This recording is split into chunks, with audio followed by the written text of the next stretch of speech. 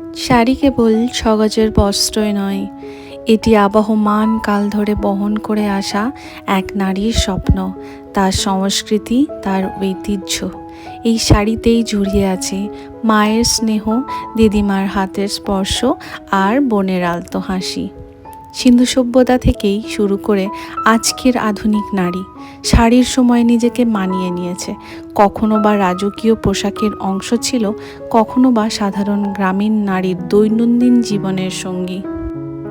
প্রতিটি শাড়ির জন্ম হয় এক দক্ষ কারিগরের হাতে। তাদের ধৈর্য, তাদের শিল্প, তাদের ভালোবাসা মিশে থাকে প্রতিটি সুতোয়। ভারতবর্ষ এক বিশাল বৈচিত্র্যের দেশ। এই বৈচিত্র্যে ধরা পড়ে এখনকার শাড়িতেও।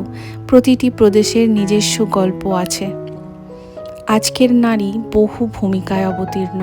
কর্মক্ষেত্রে, গৃহে, সমাজে সর্বোচ্চ তার অবাধ বিচরণ।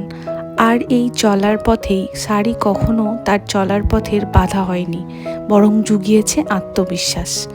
আনন্দ হোক বা বেদনা, শাড়ি যেন নারীর এক বিশ্বস্ত সঙ্গী। দিনের শেষে এটি একটি সৌন্দর্য ও আত্মপরিচয়ের প্রতীক। সময় বদলেছে, ফ্যাশনের সংজ্ঞাও পাল্টেছে, কিন্তু শাড়ির আবেদন আজও অমলিন। আধুনিক নারীরা শাড়িকে নতুন রূপে গ্রহণ করেছে, তাকে দিয়েছে এক নতুন মাত্রা। শাড়ি নারীর সৌন্দর্যকে আরও মনোরম করে তোলে, তার ব্যক্তিত্বকে আরও জোরালো করে তোলে। এটি তাকে দেয় এক স্বতন্ত্র পরিচয়, এক সম্মোহনী রূপ।